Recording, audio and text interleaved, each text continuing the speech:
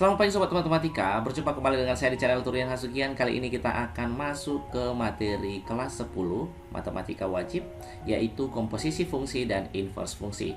Garis-garis besar untuk materi ini ada nanti yang pertama operasi aljabar fungsi, kemudian komposisi fungsi, dan yang berikutnya adalah inverse fungsi. Dan untuk operasi aljabar fungsi itu sendiri nanti masih kita bagi-bagi menjadi beberapa submateri. Yang pertama adalah pengertian fungsi, cara menyatakan fungsi, kemudian domain fungsi, jenis fungsi, dan aljabar fungsi. Dan di video ini kita hanya akan membahas mengenai pengertian fungsi dan cara menyatakan fungsi. Akan tetapi sebelum kita lanjut ke materinya, jangan lupa buat yang baru bergabung silahkan subscribe dan aktifkan notifikasinya supaya kalian menjadi orang yang pertama yang mendapatkan notifikasi untuk video-video terbaru saya. Dan jangan lupa juga untuk share ke teman-temannya supaya semakin semangat sayanya untuk membuat video-video terbaru yang mungkin bisa bermanfaat buat kita.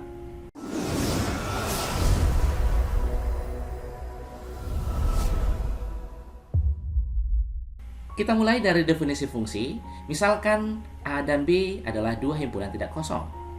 Suatu fungsi dari A ke B adalah suatu aturan yang memasangkan setiap anggota A dengan tepat satu anggota di B. Jadi itulah dia definisi fungsi adalah yaitu aturan yang memasangkan setiap anggota A. Perhatian kita di sini ada dua. Yang pertama adalah bahwa setiap anggota A terpasang. Setiap anggota A terpasang. Kemudian yang perhatian kita yang kedua adalah tepat satu. Jadi di sini nanti anggota A itulah yang kita sebut dia dengan domain. Kemudian anggota B itu kita sebut dia dengan kodomain atau daerah kawan. Dan untuk penulisan fungsi sendiri nanti ditulis dia seperti ini, F memetakan A ke B, atau bisa juga dibaca F adalah sebuah fungsi dari A ke B. Kita lihat contohnya, ini dia dua buah himpunan himpunan A yaitu anggota-anggotanya 1, 2, 3, 4, kemudian himpunan B-nya 1, 4, 9, 16, 25. Ada sebuah aturan di sini dibuat bahwa aturannya akar kuadrat dari, artinya di sini 1 adalah akar kuadrat dari 1. Ini harus dibuat dia dengan tanda panah ya. Jadi itu menunjukkan bahwa kalau tanda panahnya arahnya kemari, berarti inilah himpunan awalnya dan inilah himpunan kawannya gitu. A adalah domainnya atau daerah asalnya, kemudian B-nya adalah kodomain atau daerah kawannya. Jadi daerah kawan itu adalah semua anggota B. Kemudian daerah kawan adalah daerah asal adalah semua anggota A-nya. Kemudian kita lihat di sini, apakah ini merupakan fungsi atau tidak? Iya, ini fungsi. Alasannya apa? Untuk melihat dia fungsi atau tidak, bisa dilihat dari himpunan A-nya. Apakah himpunan A-nya terpasang semua? Iya, terpasang semua. Tidak ada anggota A yang tidak terpasang.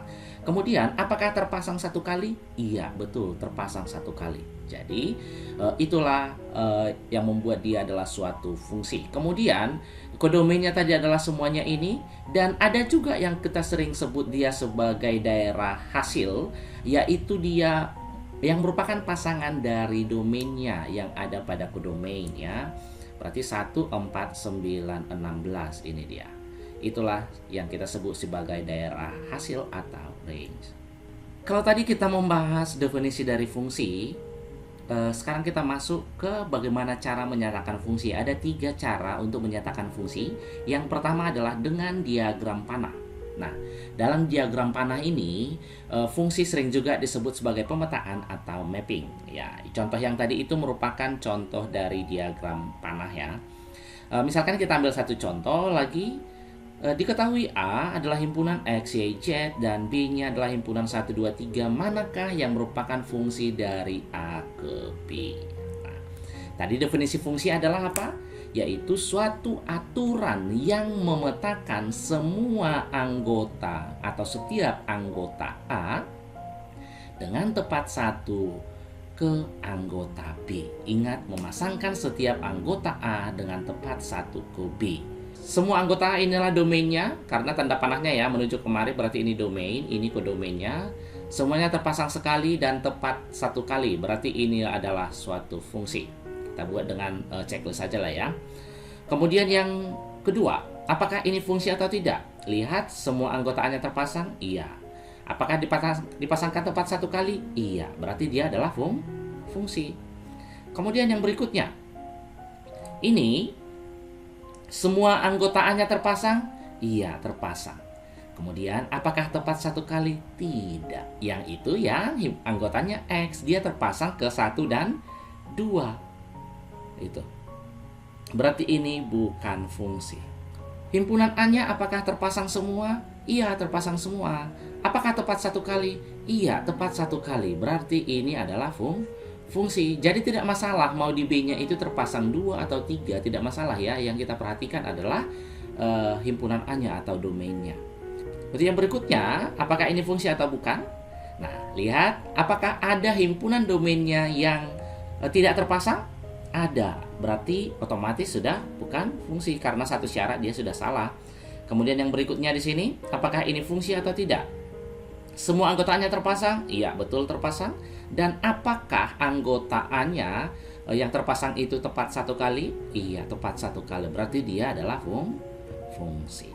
Jadi hanya untuk mengingatkan kembali, kita akan mengetahui dia fungsi atau tidak dilihat dari himpunan asalnya atau domainnya. Yang pertama, semuanya harus terpasang dan tepat satu kali. Kemudian cara menyatakan fungsi yang kedua yaitu dengan himpunan pasangan terurut. Fungsi sebagai himpunan pasangan terurut dari dua bilangan real X dan Y adalah himpunan XY dengan X adalah anggota domain paling banyak muncul satu kali dalam setiap pemetaan. Dan setiap X harus mempunyai pasangan di daerah kodomainnya. Nah, sebagai contoh kita lihat dari himpunan pasangan berurut berikut ini yang merupakan fungsi adalah. Nah, berarti tetap seperti diagram panah tadi, harus kita lihat himpunan atau X-nya apakah dia terpasang sekali saja. Oke, ini lihat sama ya semua, ini juga 2. Kemudian di sini ada dua kan. Yang pertama itulah dia himpunan asalnya ya. Berarti ini otomatis bukan fungsi karena dia ada terpasang 2 kali. Kemudian yang ini 1, 2, 3, 4, 4. Nah, berarti ini terpasang 2 kali, berarti ini juga bukan fungsi. Yang berikutnya lagi 1, 2, 2, 3, 3. Nah, ini ada terpasang nih masing-masing 2 kali. Berarti bukan fungsi juga. Kemudian ini 1, 2, 3, 4, 5. Semuanya masing-masing sekali, berarti ini adalah fungsi. Cara menyatakan fungsi yang ketiga yaitu mengenai grafik fungsi. Ya, dan fungsi yang dinyatakan dalam bentuk grafik sering juga nanti kita sebut sebagai grafik fungsi. Dan di pelajaran-pelajaran sebelumnya mulai dari SD mungkin ya atau SMP lebih banyak kita sudah sering menggambarkan grafik fungsi ini. Kita coba lihat satu contoh apakah ini fungsi atau tidak dari grafik berikut. Manakah yang merupakan fungsi Y sama dengan Fx? Nah, misalkan yang ini contohnya ada grafiknya, kemudian ada kayak parabola dan lain-lain ya. Tapi sebelum kita membahasnya, kita sedikit membahas teorinya dulu, yaitu grafik Y sama dengan Fx dikatakan dia sebuah fungsi apabila kita buat garis sejajar sumbu Y hanya memotong kurva Y sama dengan Fx pada satu titik saja. Pada satu titik saja kita hanya menarik garis sejajar sumbu Y-nya. Jadi kalau seandainya ini nih kita tarik garis sejajar sumbu Y ya, dia hanya memotong kurvanya di satu titik. Nah, ini satu titik berarti ini adalah fungsi Y sama dengan Fx. Kemudian yang kedua, ini yang ketiga nih ya, ini yang kedua nih. Kita tarik lagi sejajar sumbu Y, ini ya berarti dilewati 2 titik. Yang diminta tadi adalah pada satu titik saja, berarti ini bukan fungsi Y sama dengan Fx. Kemudian yang ketiga, kita tarik garis sejajar sumbu Y. Nah, ini melewati semua garisnya atau semua kurvanya atau tidak melewati sama sekali kan gitu ya. Berarti ini bukan fungsi Y sama dengan Fx. Kemudian yang berikutnya yang keempat, kita tarik lagi garis nih sejajar sumbu Y. Ini melewati satu titik saja, berarti ini adalah fungsi Y sama dengan Fx. Kemudian gambar yang kelima, kita tarik garis sejajar sumbu Y ini, dilewati 2 titik, berarti bukan. Yang keenam, kita tarik garis sejajar sumbu Y lagi. Nah, ini pastinya bukan ya. Bukan grafik fungsi Y sama dengan fx. Kemudian kita tarik lagi yang ini adalah benar. Dan yang ini juga bukan karena melewati 2 titik. Jadi, Bang, ini fungsi apa namanya? Nah, ini nanti yang ini bisa juga kita buat adalah sebuah fungsi, tapi fungsi x sama dengan fy. Ya, fx sama dengan fy. Yang ini juga fungsi x sama dengan fy gitu. Ya, jadi nanti ada lagi beberapa jenis fungsi yang lain lagi. Oke, sampai di sini dulu pertemuan kita. Kita akan melanjutkan kembali nanti di aljabar fungsinya di video yang berikutnya. Sampai jumpa dan selamat pagi.